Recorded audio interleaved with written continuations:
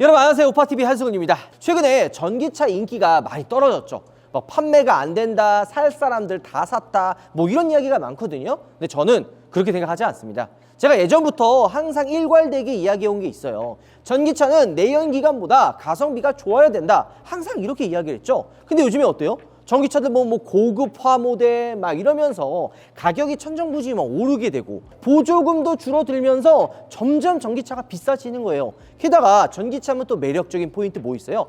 저렴한 유지비. 예전에는 전기 충전했을 때 할인이 좀 많이 됐어요. 아마 아시는 분들은 알겠지만 제가 2015년도부터 전기차를 탔었어요. i3 1세대부터 출고를 받아가지고 2세대까지 탔었거든요. 그때는 한 달에 전기료가 한 3만 원? 많이 나와요. 5만 원 정도 나왔거든요. 근데 지금은 그때와 비교하면 전기료도 많이 올라갔어요. 이런 것처럼 가격에 대한 메리트가 떨어지면서 굳이 전기차를 사야 되나? 라는 이 생각들이 많은 분들이 늘어나게 된 거죠. 전기차도 가성비적인 모델들이 있어요. 1억이 넘어가면은 이거 고민을 해봐야겠지만 5천만 원대 금액의 전기차라면 충분히 아직 살만한 그런 매력이 있다라고 저는 생각이 듭니다. 5천만 원대 전기차라 그러면 어떤 차들이 생각이 나요? 테슬라 모델 Y RWD, 이번에 나온 후륜 구동 모델을 생각하실 수 있고요. 옆에 있는 폭스바겐의 ID4 모델을 생각하실 수가 있죠. 이거 말고도 최근에 또 출시된 차 뭐 있어요? 폴스타2 페이스리프트 역시도 5천만 원대 살 수 있는 전기차죠. 야, 그러면 또 없어? 있긴 있습니다. 아이오닉5나 EV6도 5천만 원대 시작을 해요. 근데 재미난 게 뭔지 알아요? 수입차는 5천만 원에 시작을 하면 옵션을 거의 추가할 게 많이 없어요. ID4 역시도 옵션을 추가할 수 있을 만한 것들이 거의 없고요. 테슬라도 어때요? 오토파일럿 말고는 거의 추가할 게 아닌가? 제가 실제 테슬라 오너가 아니기 때문에 정확하게 이제 옵션을 뭐 욕심을 내면은 더 추가할 것들이 있긴 있지만 거의 없다라고 보시면 돼요. 반면에 아이오닉5나 EV6 같은 국산차는 어때요? 욕심내는 순간 1,500, 2,000까지도 올라가요. 6천만 원이 넘어가는 가격 때문에 실 구매가 차이는 생각보다 많이 나는 거죠. 그래서 오늘은 실 구매가 4천만 원 정도 되는 전기차들을 비교해 볼까 합니다. 어떤 게 최강인지 한번 두 대를 비교해 보도록 하죠. 자, 이제 가격으로만 놓고 보면 분명히 매력적인 가격이라고 저는 생각을 합니다. 이번에 모델 Y RWD, 이번에 리튬 인산철 LFP 배터리가 장착이 되면서 가격이 확 내려갔어요. 5,699만 원에 출시가 되면서 거의 전기차에서는 사실 원탑을 먹고 있는 게 이 테슬라 모델 Y라고 할 수가 있는 거죠. 근데 이 LFP 배터리가 들어가면서 사람들이 진짜 걱정하는 게 있어요. 겨울철 주행거리가 어떠냐, 이런 이야기가 많거든요. 주행 가는 거리가 350km가 나옵니다.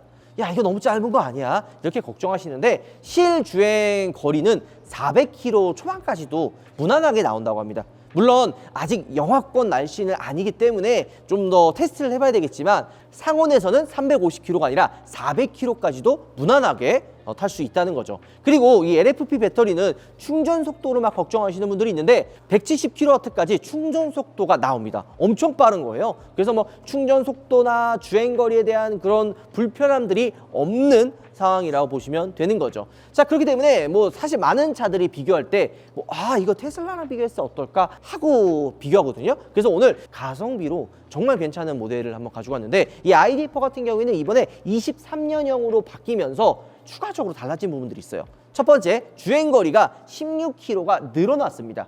전비 역시도 4.9로 올라갔어요. 보통 이런 뭐 SUV나 약간 전기차에서 4.9 연비면은 나름 잘 나오는 편이거든요. 그리고 이 ID4를 저는 유럽에서는 굉장히 많이 봤어요. 우리나라에서도 ID4 좋아하시는 분들이 꽤 많기는 한데 유럽에서는 이 ID 시리즈, 뭐 ID4, ID3 정말 많이 돌아다닙니다. 장점이 저는 이 ID4를 타면서 느꼈던 부분이 뭐가 있는 줄 아세요? 테슬라, 오토파일럿 좋죠. 그리고 전기차의 혁신 맞습니다. 그리고 근데 이 테슬라와 경쟁하는 ID4의 가장 큰 매력은 저는 탄탄한 기본기라고 생각이 들어요. 폭스바겐이라는 브랜드를 항상 제가 설명을 할 때 이런 얘기를 하잖아요. 기본기가 탄탄하다. 기본기라고 그러면은 어렵게 주행에 대한 성능 이런 것들도 있지만 저는 첫 번째로 꼽는 게 잔고장이 없다. 그리고 내구성이 탄탄하다라는 이야기를 많이 합니다. 유럽 같은 곳은 주행거리가 되게 길어요. 프랑스에서 갑자기 막 스위스도 가고 정말 1000km 이상 주행을 막 한단 말이에요. 그런 것처럼 장거리 주행, 그리고 주행을 좀 험하게 하는 경우가 많은데 이 ID4가 유럽에서 많이 판매가 되고 폭스바겐이 사랑받는 이유가 바로 이런 탄탄한 기본 주행기, 그리고 고장 없는 내구성을 꼽을 수가 있는 거죠. 주변에 폭스바겐 출고하셨던 분들 중에 이 고장이 많이 없다, 한번 차를 사면 이거 너무 오래 타야 된다, 이런 이야기하는 분들이 꽤 많아요. 그래서 이 두 대를 비교하면은 재밌을 것 같아서 가지고 왔죠. 아까 이 RWD 주행거리가 얼마나 그랬어요? 350km가 공식이라 그랬죠? 근데 이 폭스바겐 ID4는요, 주행 가는 거리가 421km예요. 이 정도 수치면 만약에 내가 전비 주행하거나 실제 타고 다니면 500km 이상도 갈 수 있는 수치라고 보시면 돼요. 자, 근데 전기차는 고속도로 주행하는 것보다, 장거리 주행하는 것보다 도심에서 타고 다니는 게 더 맞다. 사실 저도 그 어느 정도 일리 있다고 생각을 하거든요. 왜냐면은 굳이 막 장거리까지 한 번에 뭐 부산 갔다 오고, 뭐 물론 가끔 여행 갈 때 가는 분들도 있겠지만 이게 사실 불편하거든요. 근데 도심에서만 탄다고 가정했을 때는 이 전기차가 절대 불편하지가 않아요. 특히나 지금 저희 집 이거 주차장이거든요. 이거 일단 주차선 이거 문 거, 이거 또 얘기 까먹을 뻔했는데, 이 비가 와가지고 저희 집 주차장에서 촬영을 하는데 여기 지금 그 주차 공간이 아주 많은 시간대입니다. 그래서 이렇게 선 물려놨다는 거 다시 한번 죄송하다는 말씀 드리고요. 자, 제가 저희 집 주차장은 충전이 되게 잘 되어 있어요. 요즘 아파트들 막 다 그렇잖아요. 이렇게 콘센트로 충전해가지고 물려서 완속 충전으로도 사용할 수가 있고, 위쪽에 이제 완속 충전기도 있거든요. 그다음에 급속 충전기도 지금 설치를 한다고 합니다. 이런 것처럼 집에서 콘센트로 물려놓으면 충전이 불편하지가 않아요. 전기차를 처음 사보신 분들, 아직 안 사보신 분들은 야, 그 언제 급속 충전기 찾아가지고 이거 물리고 있어? 이렇게 생각을 하는데, 전기차는요, 전 제가 봤을 땐 완속 충전기를 물려야 편합니다. 급속 충전기 찾아다니면 이거 일이에요. 물론 ID4는 10%에서 80%까지 충전하는데 36분, 37분이면은 완충이 되기는 하지만 그냥 완속 충전기로 물려놓으면 충전이 돼요. 게다가 지금 이 테슬라 모델 Y 같은 경우에는 350km죠. 이게 도심에서 타면은 한 일주일 정도 탑니다. 내가 뭐 배달이나 뭐 무슨 택시 일 할 거 아니면 350km, 그리고 실주행은 400km가 넘거든요. 게다가 ID4는 421km, 이 실주행이 500km까지도 나와요. 그냥 일주일 내내 타고 다녀도 충전 안 해도 된다는 얘기예요. 근데 이게 500km까지 탄다고 그래가지고 그냥 끝까지 다 쓰고 이게 아니라 400km 정도 충전을 해놓은 상태 한 80%까지 채우고요. 타고 나서 집에 그냥 퇴근하고 완속 충전기에 물려놓으면 돼요. 다 충전할 필요가 없다는 얘기예요. 그냥 퇴근하면 물리고, 퇴근하면 물리고, 혹은 한 300km 이하 떨어졌을 때 물려놓으면은 무난하게 탈 수 있다는 거죠. 게다가 급속을 잘 안 쓰는 이유고 또 가격이 더 비싸요. 제가 얘기했던 것처럼 전기차는 무조건 가성비가 1등이기 때문에 완속 충전기를 사용해야 된다는 겁니다. 자, 그러면 가성비가 중요하다라고는 이야기를 많이 했잖아요. 이 두 차종 가성비가 얼마나 차이가 나는지 본격적으로 한번 알아보도록 하겠습니다. 테슬라 모델 Y RWD, 이 LFP 배터리가 장착된 후륜 구동 모델, 이 차 솔직히 가격 정말 잘 나왔습니다. 5,699만 원이라는 금액 때문에 보조금 100% 다 지급받을 수가 있고요. 물론 여기엔 좀 함정이 있긴 있습니다. 보조금 100% 받을 수 있다는 게 이게 차마다 조금 차이가 있거든요. 테슬라와 ID4 차이가 있으니까 요건 제가 좀 이따 설명해 드리도록 하고, 처음에는 이게 옵션의 가격이 뭐 비싸지 않다라고 이야기했는데요. 사실 세세하게 따지고 보면은 가격이 좀 있긴 있어요. 일단 이 옆에 있는 이 흰 색깔은 기본 컬러입니다. 근데 이게 만약에 내가 검정색이나 회색이나 다른 걸로 바꾸고 싶다 그러면 128만 원을 추가해야지만 검정색이나 회색깔로 바꿀 수가 있고요. 만약에 내가 빨간색으로 하고 싶다 그러면은 257만 원을 추가하시면 바꿀 수가 있습니다. 가격이 좀 있죠. 그리고 이 차량은 지금 20인치 휠이 지금 옵션으로 추가된 모델이거든요. 기본은 19인치인데 만약에 내가 20인치로 업그레이드를 하고 싶다 그러면은 257만 원 또 추가를 하면은 20인치 휠로 바뀝니다. 근데 실제 테슬라 출고하는 오너분들이 컬러는 많이 안 바꿔도 요 휠은 생각보다 많이 바꾸셔요. 그리고 이 실내가 지금 얘는 검정색인데 화이트 색상으로 바꾸고 싶다 128만 원을 추가하면은 화이트 컬러로 바뀝니다. 근데 요게 그 내장재가 막 바뀌거나 이런 건 아니고 그냥 컬러만 바뀐다고 보시면 돼요. 이 테슬라 하면은 기본적으로 많은 분들이 기대하는 게 뭐예요?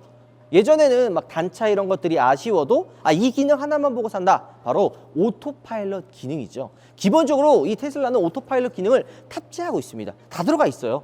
근데 홈페이지 보면은 향상된 오토파일럿이라는 게 있어요. 452만 원이거든요. 뭐가 다르냐? 차선 변경까지 해주는 거. 내비게이션 연동해가지고 우리가 그 생각하는 오토파일럿 있잖아요. 차가 그냥 다 알아서 가주는 거. 이거 차선도 바꿔주고, 내비게이션 기반으로 뭐 어디 다 따라가주네? 요 기능들 있잖아요. 그거 추가하려면 452만 원을 더 내야 되는 거죠. 근데 여기서 한 단계 더 나아가지고 하나 더 있긴 해요. 풀 셀프 드라이빙. 이거 아시잖아요. 그 진짜 우리가 미래에서 생각했었던 그냥 내가 있는 곳에서 호출을 하면 차가 그냥 알아서 딱 빼가지고 집 앞까지 오는 그 풀셀프 드라이빙 아직 상용화는 안 됐거든요. 이제 그때까지 계속 기술 개발이 될 거 아니에요. 그거 패키지로 먼저 사는 게 있습니다. 요 금액이 904만 원이에요. 뭐 정확히는 미국에서는 상용화가 됐고 중국에서는 이제 좀 상용화가 될 거다라고 하는데 우리나라에서는 언제 풀릴지는 사실 모르죠. 근데 미리 결제하시는 분들도 있고 그냥 대부분 경우는 요 풀셀프 드라이빙 전 단계인 오토파일럿만 집어넣은 분들이 굉장히 많습니다. 자, 그렇다면 폭스바겐의 ID.4는 어떨까요? 마찬가지로 두 가지 트림이 있습니다. 오히려 좀 더 심플한 느낌이 있긴 있어요. 프로 라이트와 프로로 나눠줍니다. 일단 옵션 추가해야 될 것들은 없거든요. 거의 없어요. 그냥 트림에 따라서 나눠진다고 보시면 돼요. 일단 가격 차이는 프로 라이트 같은 경우에는 5,690만 원이고 프로는 5,990만 원이요. 한 300만 원 정도 차이가 난다고 보시면 되는데 이 금액 차이는 어디가 나느냐? 일단 이 라이트 프로 같은 경우에는 이게 이제 프로젝션 타입이 아니라 MFR 방식의 이제 반사로 비춰주는 라이트가 들어가고 프로로 넣게 되면은 이게 프로젝션 타입으로 변경됩니다. IQ 그 라이트 있잖아요. 그 매트릭스 헤드램프 요것도 프로에만 들어가요. 그리고 글라스 루프 있죠. 요 글라스 루프도 이 프로에만 들어가고 라이트에는 빠집니다. 그다음에 실내 안쪽에 있는 인포테인먼트 이 화면도 조금 더 작은 사이즈가 들어가게 되는 거죠. 전동 트렁크도 이제 프로는 들어가는데 라이트는 빠진다고 보시면 돼요. 후방 안개등 역시도 기본으로 들어갑니다. 그러니까 300만 원 정도가 그냥 옵션 값이라고 생각하시면 되고요. 작은 디테일에서도 차이가 있어요. 저희 보면은 이 안에 블랙 베젤도 들어가 있고 LED 테일램프의 그 디테일이 조금 다르잖아요. 이런 문양들이 요게 조금 더 깔끔하게 바뀝니다. 개인적으로 ID.4 출고하려고 하면은 이 프로 트림이 생각보다 가성비가 나쁘지가 않거든요. 300만 원에 이게 모든 게 다 묶여있기 때문에 출고하실 거면 라이트보다는 프로를 출고하는 게 더 낫다고 보는 거죠. 자, 그러면 실제 출고할 때 가격은 얼마나 되느냐 이런 거 부분이 가장 궁금하겠죠.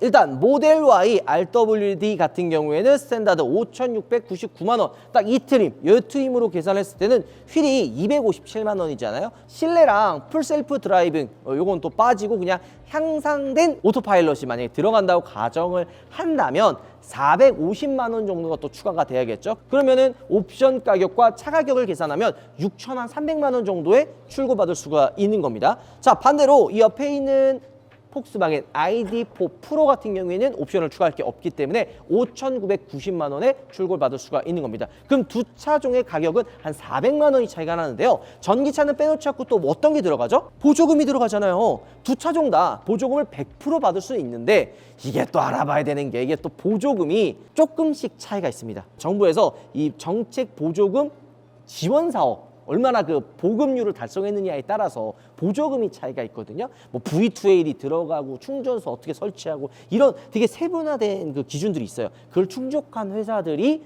보조금을 더 많이 받아가는 거죠. 서울시 기준으로 ID.4 같은 경우에는 777만 원을 받을 수가 있고요.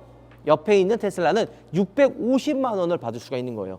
만약에 다른 여러분들이 전기차 이 두 대 말고 살려고 할 때도 보조금은 100% 받는다 해서 다 똑같이 받는다 보시면 안 되고 세분화로 자세히 살펴보면 다 브랜드마다 보조금을 받을 수 있는 금액이 차이가 있어요. 자, 그래서 만약 그러면 얘가 6,300만 원이라 가정했을 때 650만 원을 받게 되면 한 5,700만 원에서 뭐 저렴하게 5,500만 원 정도의 출고가 되는 거고요. 반대로 ID.4 같은 경우에는 5,990만 원에 777만 원을 받기 때문에 5,200, 5,000 초반 혹은 4천만 원 후반에 출고받을 수가 있는 겁니다. 이렇게 보시면 될 것 같아요.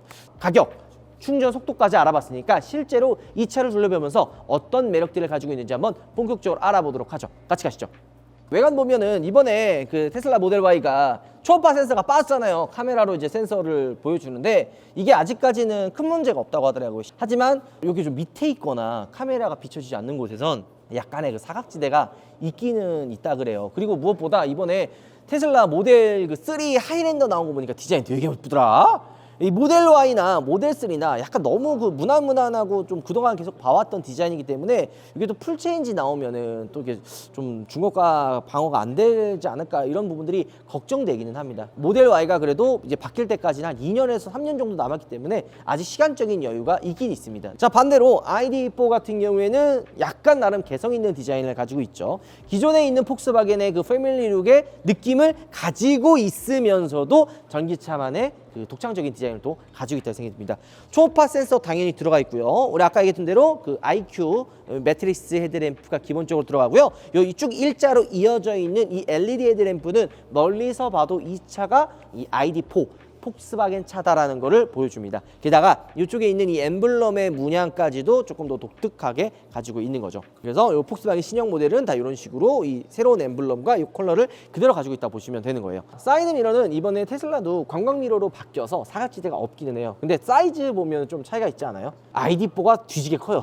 그래서 보통 사이드 미러가 크면 이게 공기 저항도 많고 이래서 막 전비도 안 좋고 막 이래가지고 좀 작게 하는 추세, 혹은 카메라를 이렇게 장착하는 경우가 있는데 ID4는 이렇게 커다란 사이드 미러를 가지고 있어도 전비가 0.2가 올라갔습니다. 그래요. 이게 크다는 거는 사각지대가 많이 없다라는 거죠. 물론 테슬라도 사각지대 없이 뭐 카메라나 이런 부분들이 잘 되어 있어서 괜찮긴 하지만 이런 부분에서도 차이가 있다고 보시면 되고요. 이 루프렉이 들어가 있죠. 물론 테슬라도 액세서리를 연결해 가지고 장착을 하면은 루프렉을 연결할 수가 있긴 있습니다. 하지만 좀 더 사용하기 편한 거는 이런 식으로 아예 그냥 나와 있는 루프렉이 좀 더 사용하기 편할 것 같고, 두 차 정도 글라스 루프는 기본으로 들어가요. 얘는 트림에 따라 차이가 있지만. 자, 그 다음에 이것도 난 사실 되게 좋은 것 같아요. 문잡이 손잡이 여는 것도 약간 안에서 모터가 탁 쳐져가지고 문을 열 수 있게 좀 편하게 해주는 이런 방식도 좋고, 폭스바겐 ID4는 이렇게 히든 타입으로 안쪽에 숨겨져 있는데 이렇게 안에 문양도 나오고, 그러니까 문을 여는 부분에서도 차이가 조금씩 있다고 보시면 될 것 같아요. 근데 이게 안쪽으로 이렇게 들어가면 뭐가 좋냐면, 그냥 이렇게 당겨서 여는 거는 흠집이 많이 가요. 손톱이나 사람이 이렇게 잡다 보면은 나도 모르게 이제 이렇게 긁게 되거든요. 근데 흠집이 많이 나는데 이런 식으로 들어가 있으면은 긁히거나 이런 흠집들이 많이 없어요. 테슬라는 마찬가지로 그냥 누르고 당기면 되기 때문에 이런 손잡이 부분에 흠집이 날 이유가 없는 거죠. 둘 다 이쁜 디자인을 가지고 있기는 해요. 뭐 큰 차이가 없다, 개인적인 취향이다 저는 생각을 하긴 하는데, 테슬라는 되게 심플 그 자체예요. 앞에, 실내, 뒤에 전체적으로 이 심플함이 테슬라의 가장 큰 매력이라고 생각이 들고요. ID4 같은 경우에는 이게 폭스바겐이 맞나 생각이 들 정도로 굉장히 나름 화려합니다. 이 폭스바겐이 요즘에 전기차로 넘어가면서 ID3, ID4, ID5, 그 다음에 ID 버즈 같은 전기차 라인업으로 좀 많이 바뀌잖아요. 그러면서 예전과 좀 더 다른 이미지, 화려함을 굉장히 많이 추구를 합니다. 이런 안에 디테일들도 굉장히 예쁘고, 그 다음에 저는 이런 좀 스포일러의 느낌도 나쁘지 않다라고 생각이 들거든요. 이 ID4를 보면 전기차 같지만 전기차보다 내연기관의 느낌도 좀 많이 가지고 있구나 라는 생각이 좀 드는 거죠. 게다가 트렁크 공간을 좀 비교를 해보면 확실히 ID4보다 테슬라의 트렁크 공간이 엄청 넓네요. 게다가 이 테슬라는 안에 히든 수납 공간도 굉장히 많고, 이게 풀 폴딩이 되면서 차박을 굉장히 많이 가시거든요. 이런 트렁크 공간이 굉장히 넓은데, 물론 ID4도 트렁크 공간이 좁은 건 아닙니다. 차박이나 이런 부분에서 조금 손해볼 수도 있어도 일상생활에서 타고 다녔을 때, 그 다음에 일반적인 물건을 넣었을 때는 절대 좁은 트렁크 공간은 아닙니다. 그리고 안쪽에 이렇게 히든 수납 공간을 마찬가지로 가지고 있어요. 그 다음에 이렇게 또 열면은 견인고리가 위치해 있는 거죠. LED 등이 다 기본적으로 들어가 있고, 근데 트렁크가 열리는 이 각도도 테슬라 모델 Y가 조금 더 위로 많이 올라가네요. 이게 올라가면 뭐가 좋냐면 물건을 올리고 내릴 때도 좀 더 수월하고 좀 더 개방감이 있어서 좋긴 하거든요. 근데 단점이 뭐냐면, 이게 저희 집 주차장은 천장이 높아 상관없지만 천장이 높은 주차장이 아닌 곳에선 이 좀 문 열 때 조심해야 되는 부분이 있긴 있습니다. 자, 가장 먼저 테슬라 모델 Y부터 타보도록 할게요. 테슬라를 탈 때마다 항상 드는 생각은요, 디스플레이 하나 말고는 실내가 굉장히 심플하다라는 생각이 들어요. 공조기, 뭐 미디어 이런 버튼들이 다 안쪽에 들어가 있는데, 저는 이게 사실 불편하긴 하거든요. 왜냐면 이게 조작을 해야 될 때 시선 분산도 해야 되고 몇 번 조작을 한 다음에 이제 눌러야 되다 보니까 아무래도 익숙하지 않은 분들 입장에서는 불편하거나 어색할 수는 있습니다. 단 이게 어느 정도 익숙해지면은 전혀 문제가 안 되기는 해요. 이거는 사람에 따라서 불편할 수도 있고 아닐 수도 있다라는 생각이 좀 드는데, 이번에 모델 Y가 이제 RWD로 바뀌면서 LFP 배터리가 들어가면서 아무래도 사람들이 걱정했던 게 이제 주행 가는 거리와 충전 속도, 효율성에 대한 걱정을 정말 많이 하셨어요. 근데 아직까지 상온에서는 주행 가는 거리가 뭐 짧아진다던가 충전 속도가 늦춰지거나 이런 거는 없습니다. 이거는 겨울철에 한번 확인해 볼 필요가 있어요. 아무리 좋아졌다고 해도 LFP 배터리 특성상 이게 어쩔 수 없이 그 효율이 떨어지긴 하거든요. 그래서 이런 것들을 걱정하시는 분들이 좀 있기는 있어요. 하지만 이건 저희가 나중에 한번 다시 테스트해 보도록 하고요. 확실한 거는 예전에 처음 테슬라를 탔을 때는 투박하다라는 생각을 많이 했어요. 승차감 구리고 단차 막 안 좋고 도장 불량 막 이런 것들이 많았는데, 요즘에 나오는 테슬라들을 보면은 이제 완성됐다, 농 익었다라는 생각이 들 정도로 승차감도 되게 부드럽고 단차도 이제는 거의 완벽합니다. 예전 같은 그런 초보적인 실수들이 거의 없어요. 얘가 지금 앞쪽엔 더블 위시본, 뒤에가 이제 멀티링크가 들어가거든요. 타면 타볼수록 느끼는 게 차가 굉장히 많이 부드러워졌다, 이런 생각들이 많이 듭니다. 너무 이게 부드럽다 보니까 야, 이거 이전에 타던 테슬라와는 너무 다른데? 이런 생각들이 드는 거죠. 예전에는 전체적인 주행감에 멀미라든지 이런 울컥거림들이 있었거든요. 근데 요즘에는 그런 것들도 거의 없어지고요. 오토파일럿을 지금 작동했습니다. 근데 이런 센서나 이런 차선의 사각지대 이런 것들을 워낙 잘 잡아줘서 이게 사실 거의 넘사벽이거든요. 그리고 이게 지금 소재가 비건 인테리어예요. 전기차 시대로 넘어가면서 뭐 친환경에서 이제 비건 소재들 많이 사용하잖아요. 실제 가죽이 아니라 이제 인조 가죽을 비건 뭐 소재라고 하기는 하는데, 이 소재에 대한 질감이 나쁘지가 않아요. 얘기 안 하면은 비건이었어 라고 생각이 들 정도로 전체적인 내장의 질감도 많이 훌륭해졌습니다. 그리고 지금 이게 글라스 루프가 들어가 있는데, 이게 아마 테슬라 타시는 오너분들도 비슷하게 생각하세요. 이게 커버가 없기 때문에 타고 다닐 때, 겨울 말고 여름 때는 햇빛이 들어오면 되게 뜨겁다고 하거든요. 그래서 이걸 커버를 새로 사가지고 붙이시는 분들도 있고, 아마 테슬라 사시는 분들은 다 이 오토파일럿 때문에 구매하시는 분들이 정말 많을 거예요. 운전을 많이 하는 저 입장에서도 이 오토파일럿이 너무 매력이 있다고 생각이 들더라고요. 근데 재미난 거 아세요, 여러분들? 옛날 한 3년? 4년 전에는 이 오토파일럿이 거의 넘사벽의 기술이었거든요. 다른 브랜드들은 못 따라오는, 약간 좀 격차가 많이 나는 그런 정도의 수준이었는데, 요즘에는 다른 브랜드들도 상향 평준화가 돼서 잘 잡아줍니다. 물론 이 테슬라 같은 경우에는 풀 셀프 드라이빙이라는 이제 마지막 남은 회심의 필살기가 있는데, 아직 우리나라에선 상용화가 안 돼가지고 눈먼 떡이기는 해요. 근데 이게 만약에 상용화 되면 또다시 격차를 좀 보여주겠죠. 전체적으로 주행이 너무 부드러워지고 편해졌네요. 휠 사이즈도 지금 타이어의 크기까지 거의 이제 ID4랑 비슷해요. 거의 똑같다라고 보시면 되는데, 승차감이 정말 부들부들하고 도심에서도 좀 편하게 탈 수 있는 그런 구성을 가지고 있어요. 테슬라로 장거리 주행하시는 분들도 꽤 많이 있는데, 저는 테슬라는 도심에서 타는 게 조금 더 낫지 않나.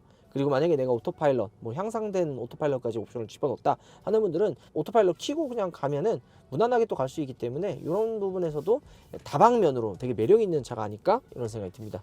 그리고 요즘에 안드로이드 오토, 카플레이 얘기 많잖아요. 현대기아도 좀 풀어주면서 대부분 브랜드는 이제 애플 카플레이나 안드로이드 오토를 좀 풀어주는데, 테슬라는 자체 OS를 가지고 있기 때문에 풀어주지 않습니다. 애플 카플레이나 안드로이드 오토가 안 돼요. 자, 그리고 이게 사람들마다 차이가 있기는 한데, 테슬라 오너분들은 별 상관없다라고 말씀하시거든요. 전기차를 타시는 분들 입장에서는, 특히 테슬라를 오래 타보셨던 분들 입장에서는 괜찮겠지만, 저는 아직까지 내연기관을 타잖아요. 전기차도 있기는 한데 계기판이 없는 게 저는 좀 불편해요. 보통 속도 계기판이 이쪽에 나오기는 해요. 조그맣게 나오긴 하는데 잘 안 보인단 말이에요. 너무 이게 시대를 좀 앞서 나간 이런 느낌이에요. 어느 정도 시간을 주고, 혹은 운전자들이 그 시기를 좀 따라올 수 있게끔 만들어줘야 되는데, 테슬라는 너무 앞서 나간 느낌이라 이 계기판이 없는 요 부분도 저는 개인적으로 조금 아쉽기는 해요. 그 다음에 얘가 LFP 배터리가 들어가면서 조금 출력이 제한이 있긴 있어요. 이번에 이제 295마력 퍼포먼스를 보여주잖아요. 이 295마력이 그렇게 적은 수치는 아니거든요. 도심에서 타거나 고속도로 올려도 그래, 이 정도면 그냥 무난하지 라는 수치가 보통 한 200마력 정도가 됩니다. 테슬라 모델 Y 이 RWD도 295마력이라는 수치가 그렇게 부족하진 않아요. 근데 이번에 LFP 배터리를 쓰면서, LFP 배터리의 또 장점이자 단점이 뭐가 있냐면, 에너지의 밀도 얘기를 많이 한단 말이에요. 그럼 이 에너지의 밀도가 단순히 충전 시간, 전기차 배터리의 효율 이런 것만 있는 게 아니에요. 악셀을 밟았을 때 차가 얼마나 부드럽고 힘있게 나가주느냐도 바로 이 LFP 배터리와 이 3원계 리튬이온 배터리의 또 차이점이라고도 할 수가 있거든요. 제가 탈 때마다 느끼는 거지만, 약간 그 악셀을 밟았을 때 그 힘, 출력, 이전의 모델 Y 같은 경우는 이렇게까지 유하거나 부드럽진 않았어요. 좀 어떻게 보면 밟으면 되게 파워풀하게 즉각적으로 이렇게 나가줬는데, 지금 이 LFP 배터리를 장착한 모델 Y는 살짝 악셀을 밟아도 파워풀하게 나가거나 그러진 않습니다. 조금 더 움직임이 좀 답답하다면 답답할 수가 있게 느껴져요. 근데 이게 단순히 뭐 에너지 밀도가 낮아서 이런 것도 있지만, 또 한 가지는 뭐냐면은 요즘에는 이 전기차가 멀미가 많이 나면서 악셀 밟았을 때 바로바로 튀어나가지 않게끔 좀 더 부드럽게 나가게끔 세팅을 해 놓는단 말이에요. 그래서 지금 이 모델 Y 역시도 단순히 그냥 힘이 딸려서 이렇게 부드럽게 나가는 게 아니라 멀미가 안 나고 좀 더 부드러운 주행감을 위해서 이런 식의 좀 약간 세팅을 하지 않았나? 이런 생각도 좀 듭니다.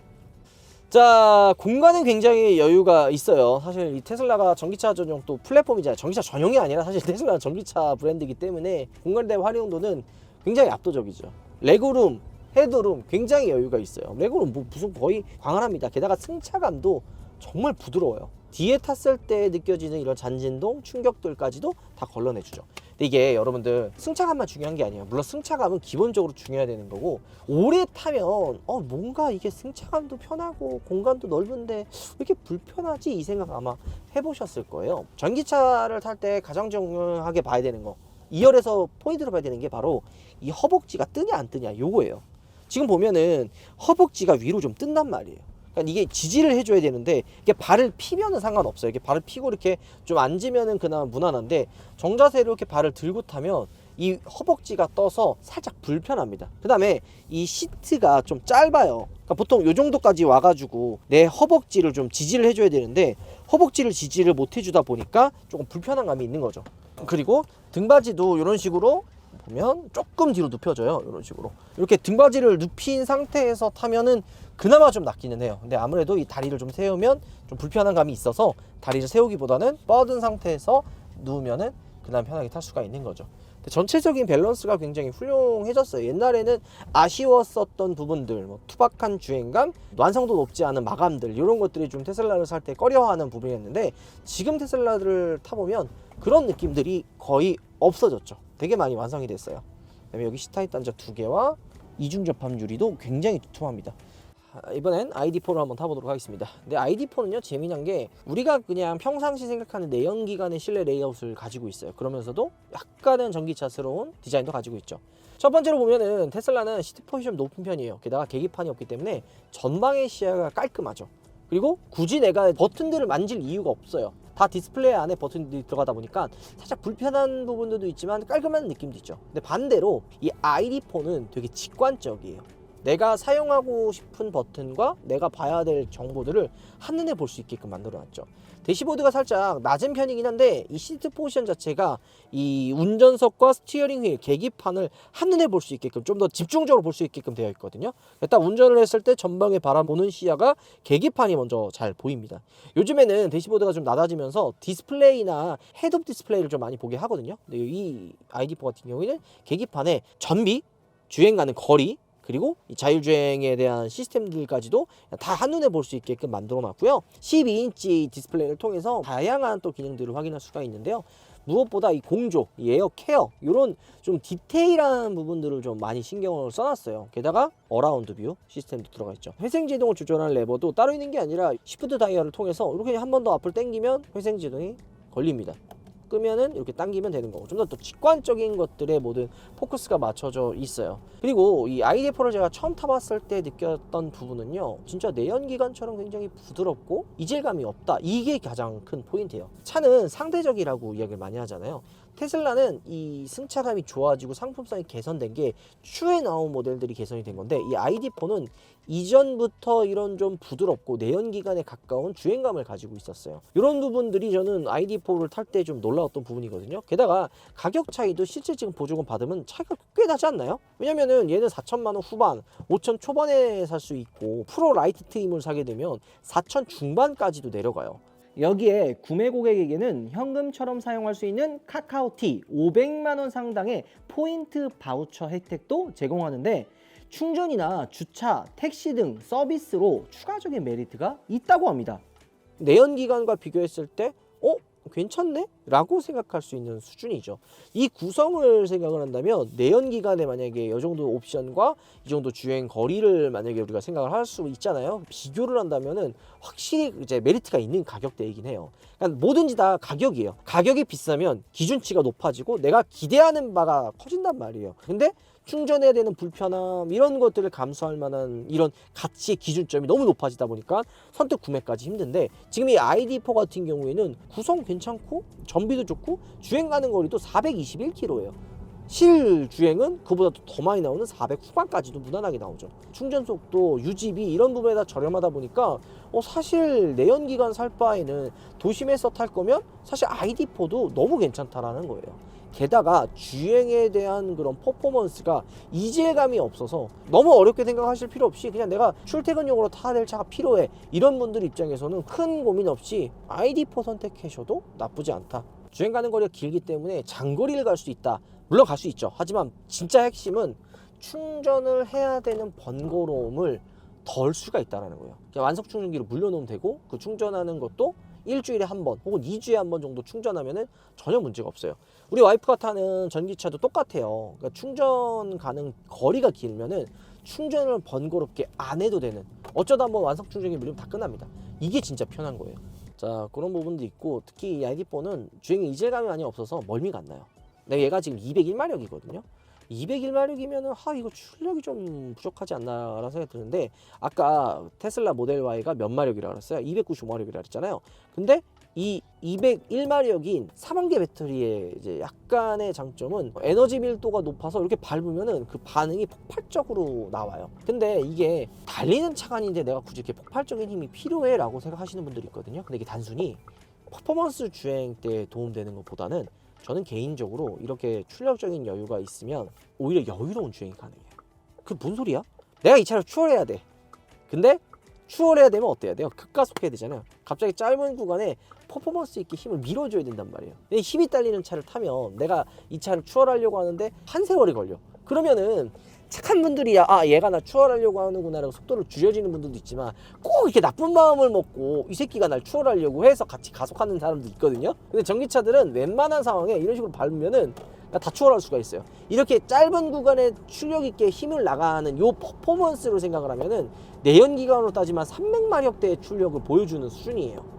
그래서 이런 부분은 좀 더 여유롭게 주행할 수가 있게 되는 거죠. 근데 좀 아쉬운 거는 아까 모델 Y는 이 후방 시야가 그렇게 좋지는 않았어요. 조금 높아서 시야가 좀 잘 안 보였는데, ID4 같은 경우에는 후방 시야가 그래도 좀 편한 편이기는 하네요. 그 외적으로 이런 팔걸이나 수납 공간이 굉장히 좀 넓은 편이라 전체적으로 사용했을 때 되게 편해요. 게다가 이거 이렇게 해가지고 나 컵홀더 쓰기 싫어 그러면 이렇게 수납 공간으로도 사용할 수가 있습니다. 이런 좀 디테일들이 되게 잘 되어 있어요. 그 다음에 파노라마 선루프가 똑같이 이렇게 들어가 있어요. 근데 얘는 이제 커버가 하나 더 들어가 있기 때문에 전동식으로 좀 더 편리하게 사용할 수가 있는 거죠. 주행 질감이 진짜 부드러워요. 내연기관으로 도심에서 타려고 하는 분들 입장에서 그냥 이 정도 구성이면 진짜 무난하다. 게다가 믿기진 않으시겠지만 이 ID4가 스포티한 주행도 나름 훌륭한 편이거든요. 스티어링 휠이 약간 좀 묵직하다라는 생각이 들 정도로 좀 단단한 느낌도 조금은 있습니다. 자, ID4 2열을 한번 탑승을 해봤습니다. 마찬가지로 전기차이기 때문에 공간이 굉장히 넓죠. 레그룸이나 헤드룸은 사실 좀 테슬라 모델 Y가 좀 넓은 것 같지만 전체적인 시트 포지션의 편안함은 ID4가 조금 더 좋은 것 같아요. 어떤 부분에서 차이가 있냐? 아까 제가 이 시트의 길이 얘기했잖아요. ID4와 비교했을 때 테슬라 모델 Y 어떤가요? 확실히 ID4가 좀 더 길지 않나요? 그래서 허벅지가 위치하는 이 구간이 좀 더 편해요. 물론 이 ID4도 딱 정자세로 앉으면 허벅지가 살짝 뜨기는 합니다.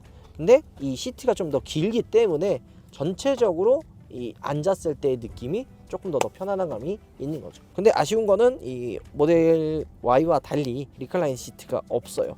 그리고 이 소재가 인조 가죽이에요. 그래서 손이 닿는 이런 부분들이 다 인조 가죽으로 되어 있어서 소재가 나쁘다 막 이런 느낌은 거의 없거든요. 그리고 이 송풍구가 밑으로 내려가 있어서 좀 아쉽기는 한데 온도 조절을 할 수가 있어요. 모델 Y는 2열에서 온도 조절을 아예 할 수가 없는데 ID4 같은 경우에는 온도 조절할 수가 있게끔 만들어놨죠. 이 작은 아이디거든요. 여기 좀 보면 이런 식으로 포켓 주머니가 이렇게 있어요. 핸드폰이나 지갑 이런 거 넣을 수 있는 아이디어가 좀 개인적으로 좋네요. 그 다음에 이런 LED 등 역시도 들어가 있고요. 2열에 탔을 때 이 ID4 역시도 승차감이 나쁘지 않아요. 얘 뒤에도 멀티링크가 들어가거든요. 앞에는 맥퍼슨 스트럿이 들어가요. 이런 좀 승차감에 대한 차이를 느껴보기 싶어서 제가 2열을 탔는데, 왜냐면 모델 Y ID4 다 패밀리카로도 정말 많이 사는 차다 보니까 이런 승차감과 주행감을 좀 느껴보고 싶어서 2열에도 한번 탑승을 해봤습니다. 자, 그러면은 모델 Y랑 어떤 차이가 있느냐? 2열의 이제 시트의 그 높이가 모델 Y는 운전석과 거의 비슷한 느낌으로 좀 되어 있었거든요. 근데 ID4는 살짝 SUV처럼 2열 시트가 좀 위로 올라와 있어요. 전방의 시야가 나름 좀 좋은 편입니다. 그리고 2열의 유리도 작은 편은 아니잖아요. 이런 식으로 창문을 다 열면 아예 다 오픈이 돼요. 별거 아닌 것 같지만 개방감의 차이가 좀 큽니다. 이거는 오래 타면 탈수록 이 차이점은 더 크게 느껴질 거라고 저는 생각을 해요. 확실히 근데 두 차종 다 뭐 부드럽고 편한 차이기 때문에 뭐가 좋다 나쁘다라고 얘기하기보다는 각 차들만의 장단점을 여러분들께 한번 짚어드린 것 같아요. 아이들과 함께 타는 부분에 있어서는 공간은 거의 비슷하지만 테슬라 Y가 조금 더 넓고요. 이런 편의 기능 이런 부분들은 확실히 ID4가 좀 더 좋죠. 자, 오늘 여러분들과 함께 5천만 원에 살 수 있는 가성비 전기차 두 대를 한번 비교해봤습니다. 전기차 시장이 좀 꽁꽁 얼어붙으면서 전기차를 꼭 사야 되느냐 이런 이야기가 굉장히 많거든요. 근데 사실 저는 그렇게 생각하지는 않습니다. 아까 얘기했던 대로 비싸진 모델들이 너무 많이 나오니까 1억 원이 넘어가면 내연기관도 정말 좋아요. 하지만 5천만 원 미만대로 가격을 내린다고 생각을 하면은 이 정도 출력까지 나와? 유지비까지 저렴해? 이런 식으로 접근하게 되면은 전기차가 확실히 매력이 있다는 거죠. 오토파일럿 훌륭합니다. 공간 넓어요. 게다가 이번에 가격이 무엇보다 착하게 나왔어요. 실제 판매량으로 보여주지 않나요? 이번에 엄청나게 판매되고 많은 분들이 기다리고 있는 게 이 모델 Y RWD 모델이죠. 왜냐면 5,699만 원에 출고 받을 수 있기 때문에 보조금을 또 100% 받을 수 있죠. 650만 원 서울시 기준으로 받으면은 5천만 원 초반대 구매가 가능합니다. 그러면 이 테슬라 모델 Y에 견주는데 왜 ID4를 가지고 왔느냐? 가격이 너무 괜찮아요. 주행 가는 거리가 실주행이 진짜 500km 나오거든요. 이 주행 가는 거리도 길죠. 주행감 부드럽죠. 실내 공간 넓죠. 이런 상품성 구성 자체가 정말 잘 되어 있어요. 무엇보다 눈에 보이는 가격은 비슷해요. 5,690만 원, 5,699만 원, 9만 원밖에 차이가 안 나지만 이 테슬라 모델 Y 같은 경우는 옵션을 추가해야 된단 말이에요. 옵션을 추가하게 되면 나도 모르게 가격대가 올라가요. 반대로 ID4 같은 경우에는 옵션을 추가할 게 없어요. 그리고 보조금도 얘가 서울시 기준으로 더 받아요. 얘는 777만 원을 받을 수가 있기 때문에 눈에 보이지 않는 금액들이 차이가 있는 거죠. 만약에 프로 라이트로 출고를 받아서 구매를 한다고 가정했을 때는 얘는 4천 후반까지 가격대가 내려가요. 그럼 실 구매가 거의 600에서 700, 많이는 1,000만 원까지도 난다고 보시면 되는 겁니다. 같은 급이라고 이야기하기엔 이 5천만 원짜리 차급에서 1,000만 원이라는 실구매 차이는 꽤 크다고 볼 수가 있는 거죠. 4천만 원 후반에서 그냥 도심에서 편안하게 탈 수 있는 금액대로는 ID4만한 차가 없다고 저는 생각이 됩니다. 여러분들 취향에 맞게 선택하기 좀 더 편하게 하시라고 제가 이 두 대를 비교해봤습니다. 다음번에도 매력적인 차 한번 가지고 와서 장거리 시승 혹은 비교도 해보도록 하겠습니다. 오늘 영상 마무리할게요. 여러분들 들어보겠습니다.